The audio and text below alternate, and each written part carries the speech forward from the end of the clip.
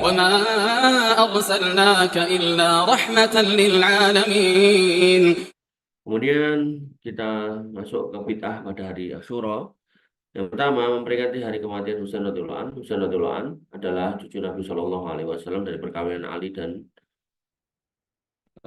Fatimah radhiyallahu anhu.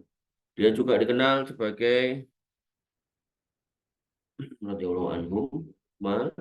Dia dikenal sebagai orang yang sangat mirip fisiknya dengan Nabi SAW. Beliau sangat mencintai. Hal tersebut tampak dalam beberapa ungkapan dan sikapnya kepada Nabi Husain radhiyallahu anhu.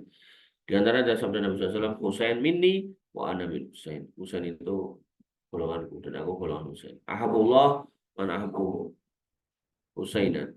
Aku mencintai Allah dan ahabullah, Allah mencintai man ahabba Husain, yang mencintai Husain.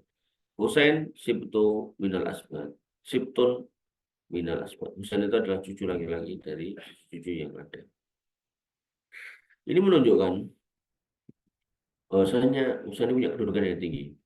Sebenarnya Al Hasan juga sama, punya kedudukan tinggi. Tapi kan tema pembahasan kita ngomongin Husain.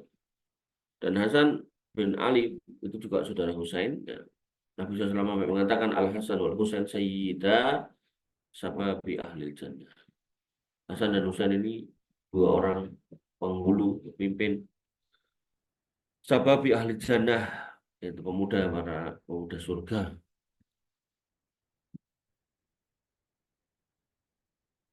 Adapun Fatimah radhiyallahu anha, yaitu pemimpin para wanita di surga. Peristiwa terbunuhnya Husain radhiyallahu anhu, Husain terbunuh pada peristiwa yang sangat tragis, yaitu tanggal 10 Muharram tahun 61 Hijriah. Di sebuah tempat bernama Karbala, karena peristiwa ini kemudian dikenal sebagai peristiwa Karbala. Hal tersebut bermula ketika Khalifah Muawiyah bin Abu Sufyan wafat pada tahun 60 Hijriah digantikan anaknya Yazid bin Muawiyah. Namun Husain tidak bersedia memberikan baiat kepadanya karena perilakunya yang tidak baik. Lalu orang-orang Kufah meminta Husain untuk meninggalkan Mekah menuju Irak dan mereka akan membayarnya sebagai khalifah dan berjanji akan membelanya. Jadi Husain radhiyallahu anhu melihat Yazid bin Muawiyah ini pemimpin yang kurang baik gitu. Sehingga beliau ditawari untuk ke Kufah untuk dijadikan khalifah dan Husain berangkat. Ketika itu masih terdapat fitnah di antara kaum muslimin sebagai kelanjutan fitnah yang terjadi antara kubu Ali bin Abi Thalib. Jadi pada waktu itu, waktu transisi dari Rasul kepada para kaum muslimin, dari mulai Khulafaur Rasyidin, kemudian ke khalifah-khalifah, itu tuh masa yang benar-benar mencekam dalam artian penuh apa ya, penuh kekacauan politik gitu.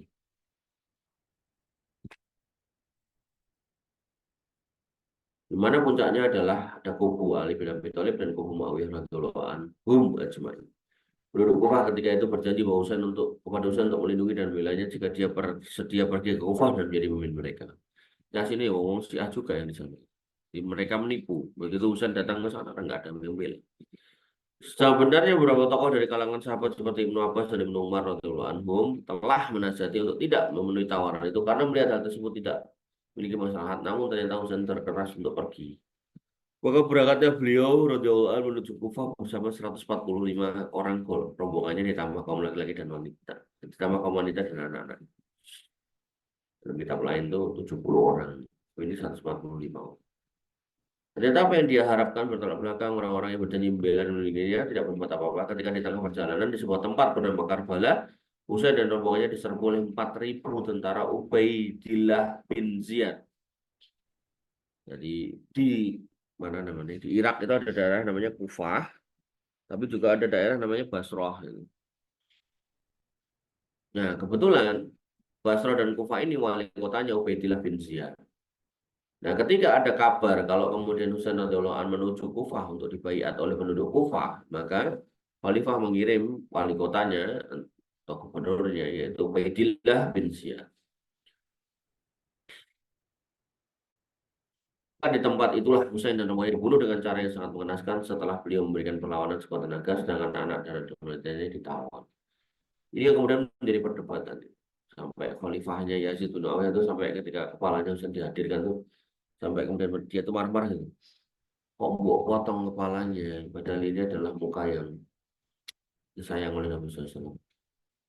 Ini yang selalu digembar-gemborkan orang Syiah. Kemudian dilakukan apa namanya, semacam perbuatan menganiaya diri gitu. Nah ini yang nggak boleh dalam Islam. Tapi yang perlu diketahui adalah bahwa pembunuhan tersebut tidak diinginkan oleh Yazid bin Muawiyah walaupun dia sedang bertikai dengan Husain. Karena itu dia murka terhadap apa yang dilakukan oleh Ubaidillah bin Ziyad. Yazid berkata, rahimahullah Husainan, bahwa titu an tubihi silman.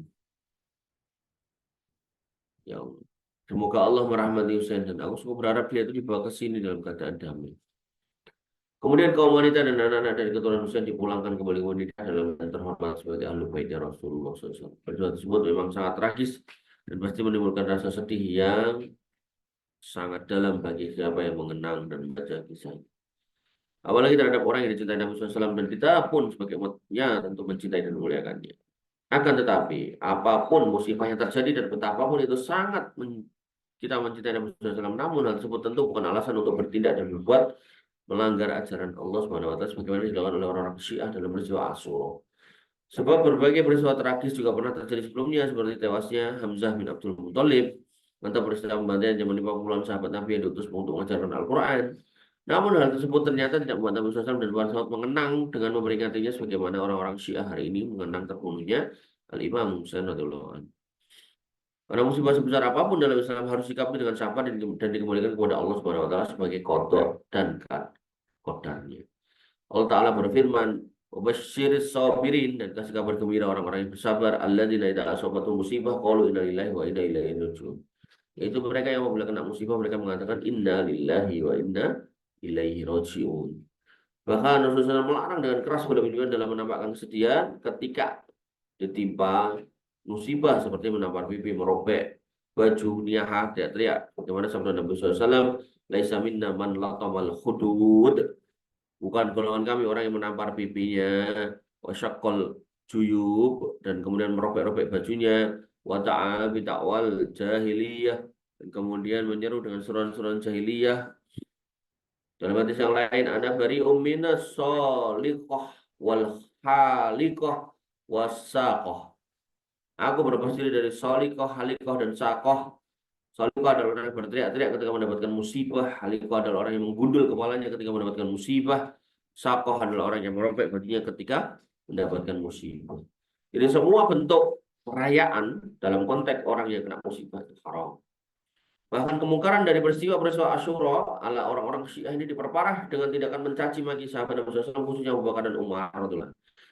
Mereka memang sering memanfaatkan peristiwa tersebut untuk membangkitkan sentimen kaum muslimin terhadap ahlul bait, namun ujungnya adalah kebencian kepada seluruh sahabat seperti Abu Bakar, Umar, Utsman radhiyallahu anhum dan termasuk wabil khusus Muawiyah bin Abi Sufyan radhiyallahu dan sahabat-sahabat yang lainnya secara umum. Secara keseluruhan, para sahabat adalah orang-orang yang dicintai Nabi SAW, mencaci mereka dalam perbuatan yang tidak baik, ya, apalagi sampai kemudian mencaci sahabat-sahabat yang utama. Dan kenapa nggak boleh? Karena para sahabat itu memiliki kedudukan yang utama di mata Nabi SAW. Dan Nabi SAW bersabda, la tasubbu ashabi, jangan kau hina caci maki sahabatku. Falau anna ahadakum anfaqa mithla Uhudin dhahaban. Sekiranya di antara kamu itu berinfak segede gunung Uhud emas semua, ma balagha mutta ahadihim wala nasifahum. Maka nggak akan bisa mengalahkan ganjarannya gitu. Walaupun cuma satu mut, satu apa ya, kayak gini nih mut. Celowokan. Ini apa istilahnya? Oh, ngomong Jawa iso. Apa jar? Ngomong ekonomi lho jar. Mut ini apa? Istilah apa? Basa belalene apa? Hmm? Hmm? Cawuk, ora cawe. Ya, maka nggak akan sampai pahala kalian mengungguli mereka walaupun pahala apa sedekahnya cuma satu cowokan. Kemudian kami mengatakan wala nasifahum, setengahnya pun enggak.